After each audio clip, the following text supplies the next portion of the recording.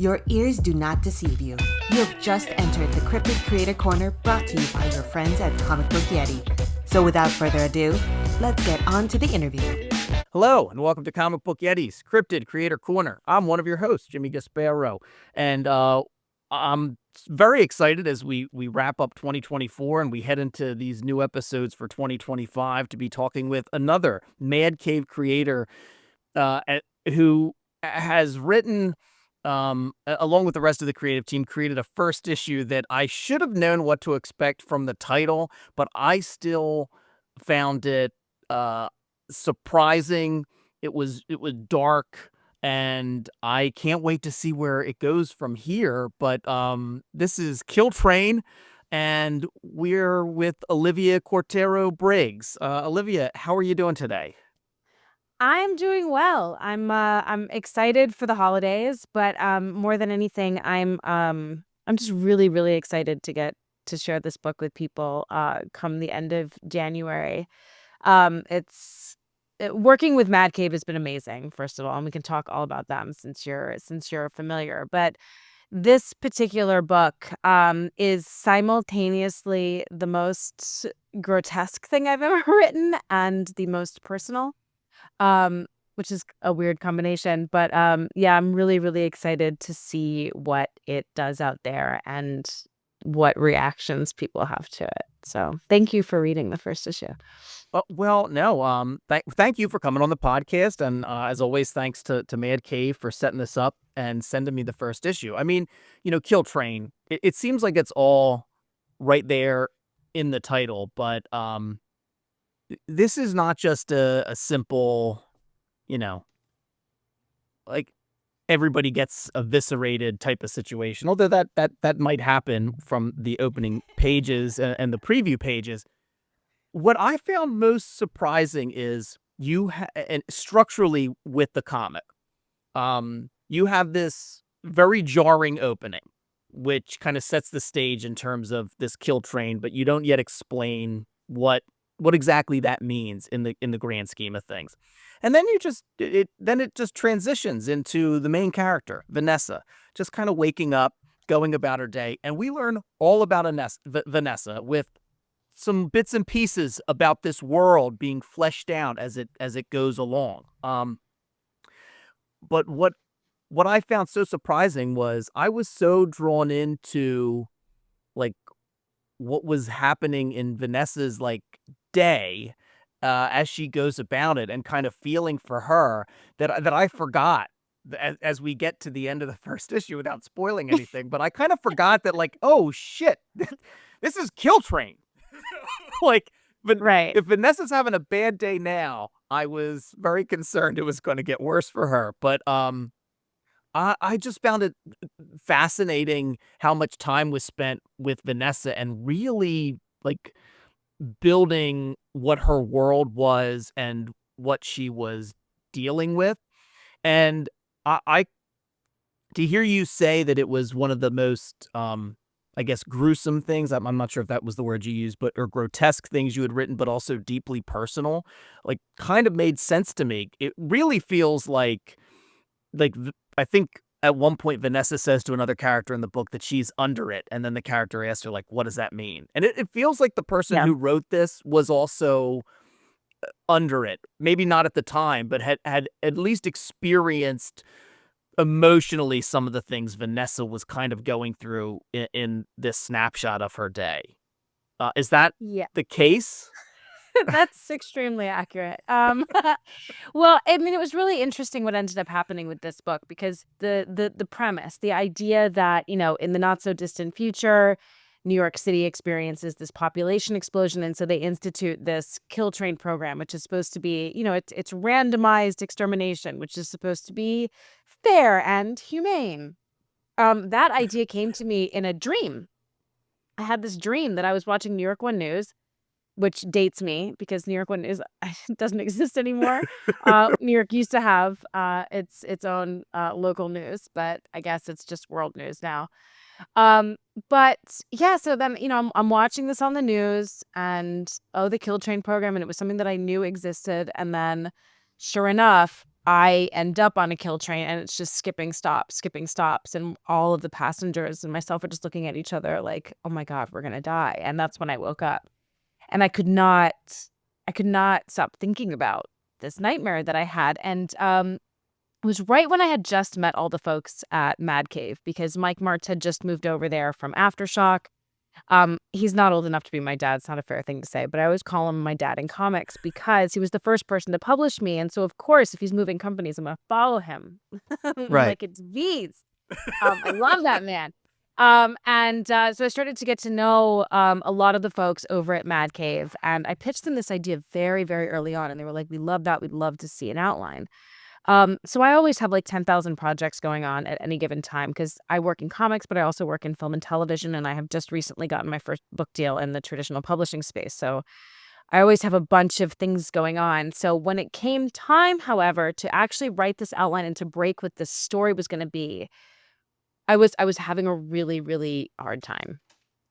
And it was a really dark period in my life when it shouldn't have been. It felt like it shouldn't have been. I had gotten out of a marriage that was not working, and I was falling in love again, and everything should have been great. But I guess as anyone who's been through that experience, it awakens a lot of demons, and I was just dealing with a lot, and I was exhausted. I was not sleeping well, and I just found that I was furious. I was furious about what was happening in my career. I was furious about what was happening in my personal life. I was furious about everything and sad and just wanting to get this out. And I thought, okay, I have to write this outline. I don't know who the main character is and I don't know what the crux of the story is. I could just concoct something, or I can use everything that I am feeling to propel this, and maybe Mad Cave will hate it. Maybe they'll say, this is ridiculous. What is this? Or maybe they'll love it. And I should also say that I had recently seen Everything Everywhere All at Once, which gave me major writer envy. And I was like, this is incredible. And Yeah. I want to do something that's this weird, but for as great a reason. Because the I don't know, for any of you who have seen, if you haven't seen the movie, my God, it's like a 10-minute catharsis. It's brilliant. Yeah, I loved it. Yeah, it was really incredible. So I just decided to go for it. And I took everything that I was dealing with and in ways that are dangerous. There are people that could very well read these books and they will recognize things that they have said to me in them. And these are not people that I'm mad at. These are people that I love very dearly, but that said things that hurt me. And I pretended like they didn't, and they caught up with me. Wow. And they kind of converged on me all at once. But I didn't put these direct quotes and real instances and a lot of the things that have happened to me in my life in the book to like finger wag anyone. Like it was my job to digest the things that had happened to me in a constructive way, to like sit with how I felt and say like, wow, that hurt my feelings, but like I can take care of myself. I didn't do any of that. It's not up to the world to treat you a certain way. Right? People don't mean any harm, but they say offhanded things. It was my job to process these things in a constructive way, and I hadn't done that. So this was my chance to do that, and make up for just internalizing a bunch of shit that I didn't need to internalize. And in doing so, I hope that like when people read these books, all right, I know I'm tooting my own horn here, but like I really think I nailed this book. So I'll just say you're gonna get a really awesome action story with like all the great action beats. It's really, really gross and grotesque, and there are like truly psychotic characters. There are huge twists. There are massive emotional moments. I wrote nearly all of book 4. Oh, And at wow. the same time, I really hope that in addition to all of that, what people really get is a deeper understanding of themselves, that you're if you've experienced any of these things or felt any of these ways, you're not alone. We have all been there. Of course, this is a very female-centric story, but that's not to say that men have not felt these ways, that they have been objectified or overlooked or underestimated or just treated like shit. Like, we all go through this. You don't need to internalize it. It does not need to affect how you see yourself, and it certainly does not affect the way the people that love you most view you. And without spoiling too much, like, I hope you all get to realize that before it's too late. No, Um, I but think yeah, that's very well said. I think there's probably a version of there's probably a version of Kill Train that is more of you know, maybe a traditional action action movie. Yeah. revenge tale or something, along those lines. What really drew me into Vanessa's story and kind of piggyback off of what you were saying that you really experienced is there's all the characters in her life, her daughter, her fiance, her mother, an old friend of hers. Uh, None of them do anything terrible to her. None of them are malicious, but especially in terms of what they do say to her and how Martina Niosi, the artist, kind of drew Isn't she Vanessa's. incredible, Oh by my the gosh, way? so Oh my incredible. God. When I was getting these, not just the inks, the pencils, I was like, this is another like, I haven't been at this level before. It's insane. She has the way she has done the facial acting for Vanessa as she receives and responds to some of these things.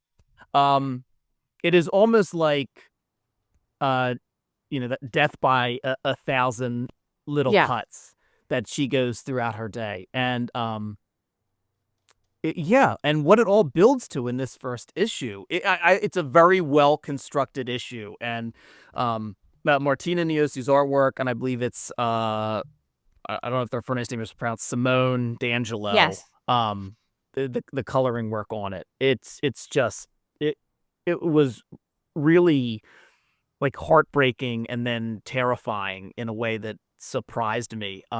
Yeah, I just was so drawn in to these little snippets of what Vanessa was going through. I'm And so glad to hear that. You have no idea how happy that makes me, because I was concerned about that.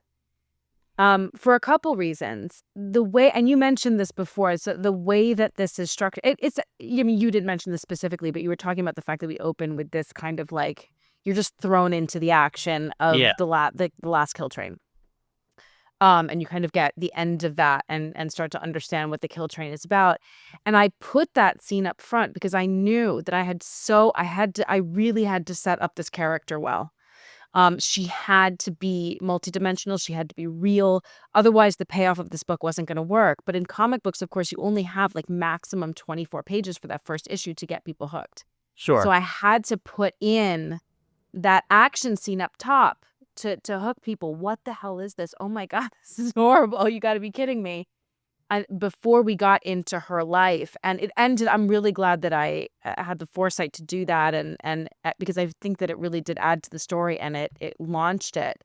But I was still concerned that we have so much character development in the first issue, before we get to the kill train of it all, that comic book, real deal comic book readers might be like, what is this? Um, and that might be me underestimating readers, because comic book readers have gotten so much more savvy. And it's so good to hear that you were drawn into that, because one of the big pressures that I feel as a comic book creator is like action, action, action. But sometimes you really need character, character, character. So I'm so glad that you were drawn in by her drama. And you're absolutely right. And I'm so glad you said that.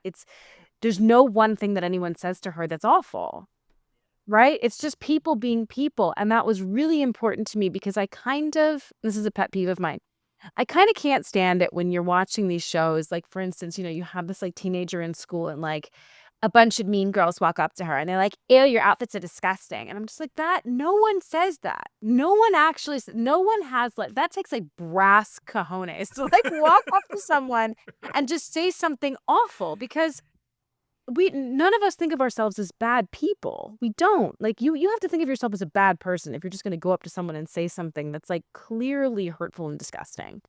Um I find that most people, all of these cuts, these hurts, they're inadvertent. They're people either protecting themselves or saying something that reflects some part of their own insecurity. They're not trying to hurt you. A Right. lot of times they're trying to help, and they just say things that are that don't work for you, that make you feel less than. But it's not anything that they are doing on purpose. And so I'm really glad that you noticed that, because I worked really hard to not. I didn't want anyone to be arch. I didn't want anyone to be awful. Even the assassins on the trains. Really? Oh, I can't wait. You will. I mean, I don't think that any of. Well, I mean, they're doing a job. You know, they're doing a job, and a lot of them are just they're deeply disturbed.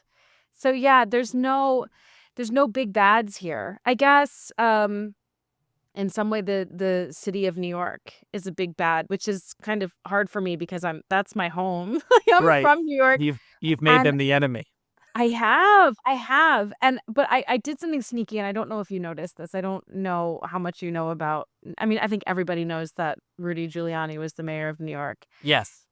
My mayor is Julie Rudani, which is very, very direct. So that was actually my way of making it up to the city that is my home, that I love so much, is that it's not actually the city, it's this evil mayor that's doing this. And I think we all know now that, people may have liked him back in the day. I didn't. I was protesting him nonstop in high school.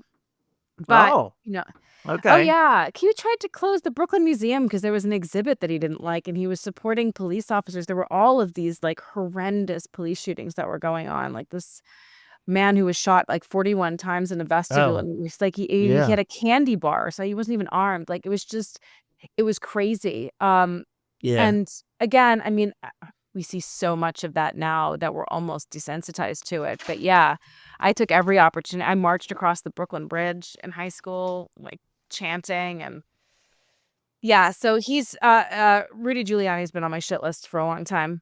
Okay. Well, That's it's fair. so yeah, I'm getting to do a little female version of him that's the enemy. So yeah, I pinned it on him because the other thing that I felt kind of bad about is that I always get on people's cases.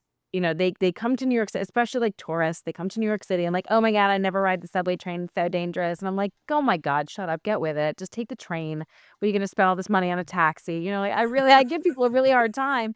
And here I am creating this story. And I don't know if you've looked at my Instagram, but I've also been making these like little promo videos Oh, for I'll have it. to check them out. And totally making people terrified of taking the train. And even now, after writing this book, when I go home and I go down into the subway, I cannot not think about it. I am like, of course I still take the train, but I've scarred myself. So yeah, I love you, New York. I'm so sorry to the MTA and all the MTA workers. It was like, blame it on my dream. But yes, I'm pinning it on an evil mayor. Well, that's fine. Yeah, I like taking the subway. I was in New York, earlier. I guess I was in New York earlier this month. My wife and I were going to see a show and then going to dinner, and Oh, nice. What did you see? we saw Swept Away, Oh, I which don't is think I've heard of that one. Is it great? I loved it. It's based off of the music of the Avett Brothers, Oh, really? and yeah, and How they just cool. but we got to see it, I guess, last month, November, and then like the next week they announced it was closing on December 15th. Like they just opened in November. I think they extended their run. Now this is now an Swept Away podcast. I think they extended their run to the end of No. December, but I'm a big, huge Avett Brothers fan. The musical is based off of they constructed a story using their music about four survivors of a shipwreck in, like, I guess, the late 1800s, and yeah, Oh, it's not for cool. everybody. It's very dark. It's a very dark show, but beautifully done. Shout out to John Gallagher Jr. Because he's from Delaware, where I am, and he was wonderful. So, Well, but yeah, that's the no that that's very cool and very good to hear that they're doing cool, different dark stuff on Broadway because, and this is actually, I'm not bullshitting you at all. You know, I've been talking to my reps a lot and like, people that are curious about the book about like, well, do you see this like becoming like a feature or a television show? And I'm like, yeah, it could totally be a feature and we'll probably pitch it as such. But I want to see this as a Broadway musical. Oh my gosh. I do. I want to see Kill Train on Broadway. People might have to have splash guards for the blood, but I don't know why. I don't think I've ever written a comic book that I could see as a musical, but for whatever reason, this one, I this love one talking would about be it. I love talking about comic books and musicals. Like every time a comic book writer mentions a musical, I don't know what it is. I love comics. I love comics. I love comic books. I love musicals. I know after Sondheim passed, James Tynion was talking about how some of his comic books were influenced by Sondheim. I think Tom King, with one of his books, he talked about how it was influenced by Into the Woods. And Oh, cool. yeah, you know, You I never think forget the live theater that you see. You really uh don't. It makes such an impact. no, I agree. Kill Train as a musical. Oh my gosh, that would I would love to see it. And it's Like, totally doable too. I've even thought about like, you could have like one train car with two sides. You just keep rotating it. So you, for each train car, clean it up, change it on the backside, and then you rotate it and it's in play. yeah, My dad was a set designer, so of course I'm thinking about the production elements. And if I had to pick just offhand any musical artist to write the yes, music for me, I think it would be LP if you're familiar. If you're not, you should find that on Spotify. LP. She's amazing. Amazing, okay. amazing, amazing. No, no, I'm not familiar. So yeah, LP, if you're I out will check there, that out. find That me. that would be that would be something. I mean, I just that would be I mean, to have a splash. I directed a musical in Delaware that had a splatter zone. Really? Evil Yes. Dead the musical in Delaware back Oh, in bravo. That's 2009. amazing. And we had a splatter zone. So I've seen it done. It can be done. So um when with all the different work that you've done, because you mentioned you worked in film and television and you've written plays, and comic books. Do you, as a writer, do you have any preference, or are you just looking to see how can I tell this story and what medium is the best way to get it across? Yeah, it really is about the best medium for the idea. And there are certain ideas that I have that don't leave me alone. But not every medium is right for every idea. So not every idea is supposed to be a comic book. Not every idea is supposed to be a film. Thankfully, there are a lot of ideas that can translate from one to the other. Again, like I feel like Kill Train, the way that it's structured, and we can talk again once you've gotten to read all the issues. It could very easily be a feature. I've actually I'm waiting until the new year to corner Mike and James, my editor, about this, but I would really love to do another volume of Kill Train, because I feel like I thought Vanessa's story was over, and now I'm realizing, oh my gosh, no, it's not, and there's a whole other story to be told. I'm sorry if you're picking up that noise. That's my rabbit Bob, who is rebelling against the second story of his cage. He's Oh, knocking it out again, which is what he likes to do. well, it's all right, Um, listeners. That's Rabbit Bob, and we'll forgive him. I'm lucky that I don't okay. hear my dog upstairs. We got a puppy not that long ago, and he is a lot of Oh, noise as well. So yeah. he's for Congrats, whatever. though. Thank you. For whatever reason, he's being very quiet right now, which is nice. But yeah, in terms of genre and ideas, what I'm finding these days is that I'm gravitating a lot towards comic books and the traditional publishing space and novels, as a way to debut ideas because it's tangible and it lasts and it's something that's out there. It's I mean, I've written many, screenplays and many TV pilots and many plays that no one will ever see ever, ever. not even after I die. There's no one who's like publishing screenplays. It's like, hey, isn't this cool? No, like it needs to be made into a movie. Right. And that is very expensive. But I can write comic books and they can get published. And, even if they're not like massive hits when they first come out, they're discoverable. They're out there. I can write a novel. And again, the same thing. It's out there as something in the world that people can consume, that is finished, that's lasting. And maybe it's just because I'm getting older, but I'm starting to think about what this legacy is that I'm creating, that I'm leaving, the stories that need to be told. And in the entertainment industry too, in film and television, it is always easier to sell something that exists in some other format first. So be it a graphic novel, be it a novel, even documentaries, it's just easier to get them across the finish line.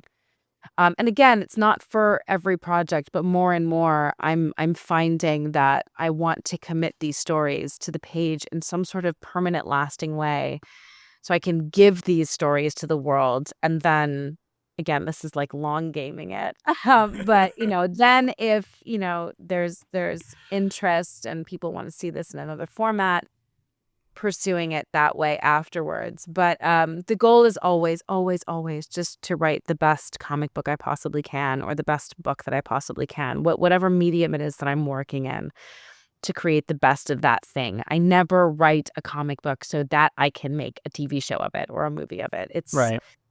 It's disingenuous to the medium, and it's not respectful of the fans. And the one thing that I've really come to appreciate about the comic book space are the fans and the readers. There is no other community like the comic book community. It's incredible, and I feel very lucky at how warmly I've been welcomed, and the fact that publishers keep me working. And I hope they continue to do so into 2025. I think I have 3 books coming out next year. Oh, Um, that's yeah, and the awesome. folks over at DC, last time I rang their bell, I think I just had 2 books out. I had Mary Shelley Monster Hunter and Silver City. And they were like, well, you need a few more books. So I'm thinking that now that I had Jill Yeah. and the Killers this year, and Fate the Winx Saga in 2025. I have Kill Train coming out. I have the second volume of Fate the Winx Saga, and I have another unannounced project, my first rom-com comic book. Oh, Very that's different from Kill Train, with yeah. Maverick, also coming out Oh, next year. I'm hoping after all of that, yeah. that DP's finally like, okay, we'll give Yeah. her a character. Well, I just want to try it once or twice. that would be great. Yeah, I love the stuff. I mean, I love the stuff that Maverick is putting out, and they're amazing. the And past no couple one of knows where they came from.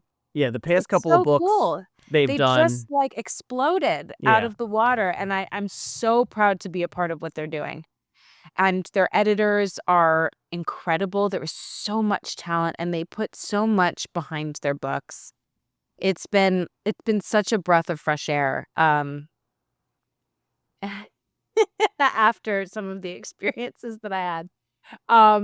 But yeah, it's been a really, really wonderful home. And to what we were talking about earlier with Kill Train, again, it's a non-conventional first issue. And what you were saying, it's a non-conventional way to tell an action story with a struggling single mom at the helm.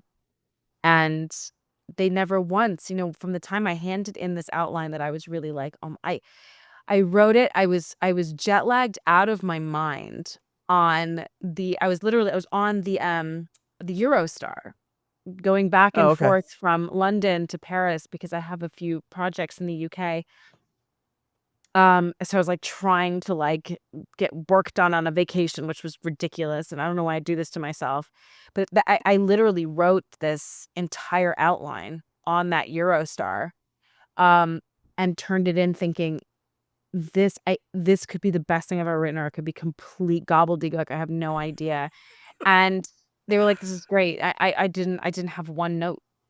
They were Awesome. like, yeah, this is you on the page. And so to have that kind of support for a story like this has been really, really Yeah. incredible. And James Emmett, my editor on this book, is such a doll. And I think sometimes I take for granted how incredible it is to have an editor that you are so comfortable with, that you know, share personal details about your lives. And, you know, we're always really happy to see each other at conventions, and just having that comfort level to put yourself out on the page and to never hear something stupid like, oh, well, people might flinch at that, or like, oh, well, this, you know, this isn't actiony enough. No, it was all like, okay, Olivia, yeah, like bleed all over the page, and like, oh, here's some guts too. Okay, great. You know, it was just, it's been really tremendous, and I'm so grateful that they welcomed me into their flock so early on. I mean, like literally, I just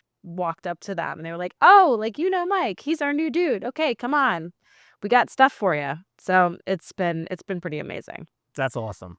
Yeah, and I really love the first issue. I mean, I just think I cannot wait to see where it goes. And your collaborators that you're working with on the book are incredible. James's name has come up countless times, I feel like, on this podcast. Oh, Um, good. He deserves it. yeah, yeah. I say nice things about him, despite the fact that he's very tall, and I usually not a fan of tall people. It's my only hang up as somebody who's 5'6". But despite being very tall, he's very nice as well, and a very good editor. Hey, and you might not like me either. I'm glad we're meeting, sitting down over a podcast, because I also have a few inches on you, sir. And I'm wearing high-heeled boots right now, so That's fine. You're very lovely. You're very nice, and I really like your writing. So, thank no, you but so much. yeah. One of the things you said I wanted to ask about, because I think it makes a lot of sense. When I think about writing, that so many times when you're trying to get, when you're writing a screenplay or trying to get like staffed in a writer's room and like, writing a spec script, or I don't even know if anyone does that anymore, but No, you have to. Everyone's writing spec. You mean specs of existing shows? yeah, yeah. I mean, Yeah, that's done less and less. But yeah, right. spec just means you're writing it for free. Oh yeah, no, but like We when you all used to work do for the free over ones here. of the existing shows, but like Yeah. when you're trying to get something made, it seems like, you know, so many times when I've heard from like people like working in the industry, like you can spend countless hours doing things and then nothing comes of it. As so many times, even with television shows and movies, you can get so close and then not, have a thing made. The one thing in terms of comics, though, I mean, even though it can cost money if you're going to self-publish something, there is a higher likelihood that, you're going to see it and get to see the Yeah. thing in print. But in terms of the other side, not just wanting to be able to see the thing that you've made, but like, how have you ever have you ever had to deal with getting close, and how have you dealt with that? Like, is that Oh something my you God, rebound that's from easily, or do you wear all those scars from those close calls? I mean, reading Vanessa, I think I know the answer, but well, it's that's an interesting question. I always love it when people tell these stories of like, you know, Rocky got like, when Sylvester Stallone was taking that script around, everyone rejected it. He got like 18 rejections before somebody actually made it. And they say the same thing about like J.K. Rowling and Harry Potter. Like she took it to like 20 different editors and everyone said no. Like, can you believe it? And I'm like, yes, because that is literally the story of everything. Everything that has ever been made has gotten a million no's and one yes. yeah, That's all you yeah, need is one yes. yeah. So have I gotten close to getting things made and not? Yes. Oh my God. I have had, I mean, I've gotten to the point where like I had celebrity attachments to my project, studio attachments. I had whole deals in place for like when we sold it and I was going to make like 125K just for like writing this pilot. Like I've had all of those deals in place.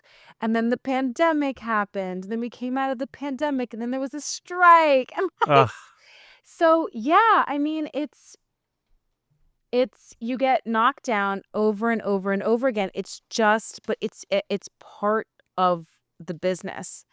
I cannot say that like, it's been a rough couple of years for all of us in the entertainment business because, the business the whole business, the whole town shut down about 7 months before the strike.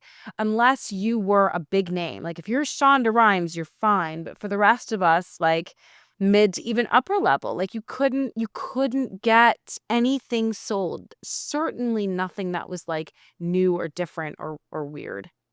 You Yeah. really Wow. had to be established.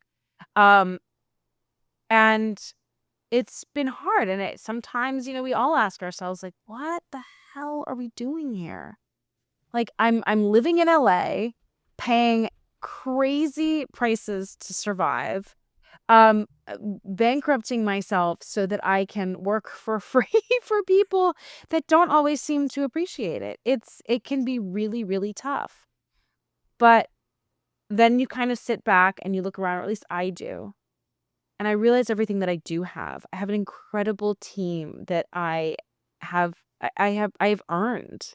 I have amazing friends. I'm developing projects with like serious legendary screenwriters, like, and they love my work. I have so much support. But if you have man, if you've entered this business because you thought you were gonna make a ton of money, like I don't know what to tell you. There's no sure shot. So yeah, there's certainly times where like I have felt demoralized and why can't I just sell this? And oh my God, not only that, but like friends of mine have had incredible things happen. Friends that like made it kind of sound like they were going to staff me on their huge projects, and then it fell through and you're like, oh my God, I can't even get staffed on my friend show. And but there's so many factors. It's just about, I guess, at the end of the day, like really asking yourself, like, do I belong here? And have I honed my craft enough to earn my spot here? And can I do anything else? And for me, the answer is yeah. I put in my 10,000 hours and I'm really good at what I do. Have I been the luckiest person? No, but I have not been the most unlucky at all. I mean, the fact that I have been able to put out these books over the past few years and then I have so many coming down the line. There's another project with humanoids that should be coming out Oh probably man, 2026. fantastic publisher. Yeah, they really are really amazing. And they've been doing incredible work as a company too, just like really trying to figure out like who they are, what they're doing, how to sell books, because the whole model's changed. I mean, the fact that I have all of these relationships, you have to keep going. I have to keep going. I have to keep going no matter what, because then the answer to the second question I asked, can I do anything else? No, I can't. I can't do anything else. So I have to make this work or die trying. And if I lose my compass, that's when I read Kill Train again. Yeah. Because really the whole story's there. And that's been Wow. the other wonderful process about creating this book is writing it was incredibly fulfilling, writing the scripts, but that doesn't mean that I still don't have hard times, and I have. And it's been hard to be a member of this industry lately because things are not moving and I have all of these amazing ideas and things that I want to put out in the world, and everything is just wait. And then so I'm kind of going through another like shitty patch, and then I'm getting the inks back and the colors back, and the story is telling itself to me again, and it's saying what the book says, just like, don't give up, you're so much more powerful than you know. And I'm so grateful that I've been able to go on this ride and that I get to keep going on this ride, and talking to folks like you about it, and then I'll get to go on the ride again and people start reading it. Oh my God, I'm so scared and excited. But yeah, it's I hope that it empowers people, and I hope that it scares the shit out of people and grosses people out all at the same time, because that's what Well, it's done for me. yeah. Me too. That's exactly. That's exactly how I felt. Oh, I it's gonna mean, get way more I gross. yeah. I mean, again, not to give anything away, but where the I thought it was bad where the issue 1 began. It is it is worse where it ends. And I was like, shouldn't have read this right after dinner. Yeah, no. That was a mistake, listeners. Oh, yeah, just wait, just wait. Yeah, Oh I man, can't I have wait. the best artists, and the way, Bob, seriously, let me just say that the way that they deal with guts, masterful. There are Uh, masterful guts coming in future issues. there's a pull quote. Masterful guts Yep. coming your way. Like shining, shimmering guts. Really, really, really well done. Um, what I know, I was reading a little bit about you before the interview. And it seemed, I mean, I don't think you started out to get into to comics. Um, was when you first started writing, and I know it's been a number of years now that you've been writing comics. Did you find it a difficult transition from other forms of writing, from like writing screenplays or writing plays to writing comics? Um, Difficult, no. But I did find it very exciting because in comics, and this isn't always true. I feel like probably Kill Train. There are probably some areas in which, like, if it were a feature, I would have a little bit more space. But with Kill Train aside, for the most part, stories in comic books move faster than stories in television or film, or certainly in books. Um, and so there's something very compelling about that. And in TV writing specifically, especially like when you're working on a show, you really everything needs to be very, very driven. And because you're trying to keep audiences engaged, like particularly like when you work on a show like Queen of the South, like that's all about like action and audience engagement and keeping people hooked and on the edge of their seat. And the same thing is true for comics. And so that was the TV work that I had done was incredible training. The other thing that's really similar with TV writing and comic book writing is you have act outs in television. And with these comic book arcs, you have like book outs, right? You have like the end of an issue. And it very much feels like an act out. You want that big turning point right at the end of an issue to get people to come back the following month. That's huge. A month. Oh yeah, It's a yeah. long time. Like it's got to be even bigger than, than an act out in television. So what was so exciting about moving to comics was that it was kind of everything that I had learned in TV, but amped.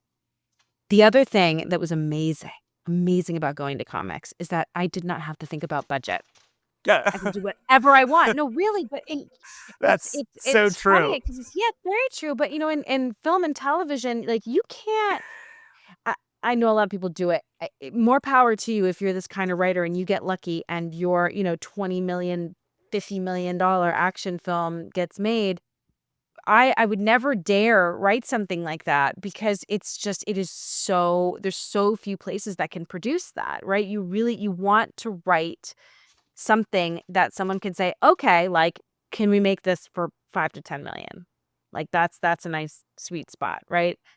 Um, but in comic books, of course, you don't have to think about that. I mean, whatever someone can draw, you can put on the page. And so to liberate your mind like that, literally anything that I can think of, it has been such a gift as a writer, and it has allowed me to stretch my brain in so many different ways. Also in comics, there's a real focus, and it's interesting. I don't know if all these publishers know that they do this, but whenever I get a chance, I always like to meet with an editor-in-chief and just hear about like what's your brand? What do you want to see? What are the kind of stories that you want to tell?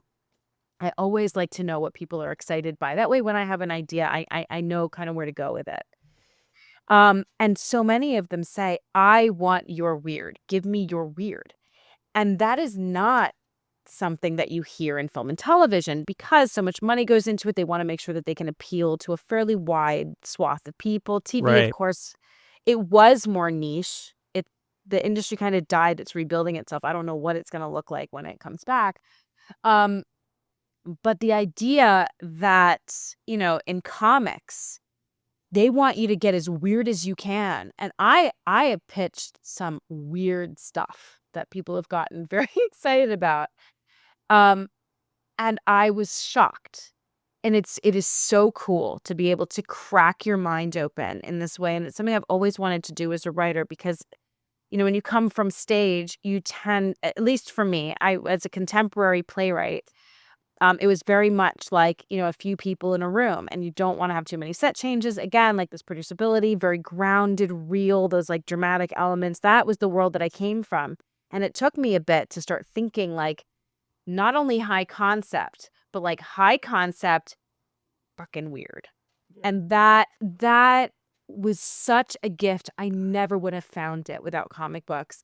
And once you as a creator start opening your mind to the weird, you'd be amazed at how many ideas to start pouring in. So it's been a tremendous gift. I am so glad that I found it. I wish that it like paid a living wage, but I don't care. I don't care. I'm gonna I Yeah. wish I could make real money at it. You That's and where the options come in. But right. Yeah. maybe somewhere down the road. But I don't think I'll ever stop doing it because it is the most liberating place for a creator to be is in the world of comics. I would venture to say even more so than the traditional publishing space. Well, I'm glad you're here. I thought Kill Train Thank you. was phenomenal. Kill Train's one of the type of issue that I want to go check out the other things that you've done. Jill and the Jill and the Killers, yeah. and I do a lot of killing. Silver City. Yep. And Uh, Mary Shelley Monster Hunter was my yes. first book with Yeah. Adam Glass. Yeah. I just thought it was a really exciting first issue, and I can't wait to see where it goes. So listeners, January 22nd, it should be out. Make sure you tell your local comic shop that you want it to make sure you get a copy of it. I will say that, I don't know. I don't know if there's variant covers, but the cover art that I saw for it was Skylar Patridge, who I just think the Killed it. world of. I Just know. Isn't she amazing? fantastic cover. Yeah. Absolutely. So She did a bunch of can't wait. my covers for Jill and the Killers too. And yeah, Oh, she is an okay. incredible talent. Very lucky to have her on these. There's also I think it's the issue 3 cover is an homage to The Shining, but with the subway doors. It's so good. Yeah. It's really, really, really great cover art coming with these books. Well, I wish you and the rest of the team and Mad Cave a lot of success with the story. I've before we started recording, I said that we just recently passed our 300th episode, and at least 100 and I don't know 60 some of them are mine. So I've talked to my fair share of comic book creators over the past 3 or 4 years.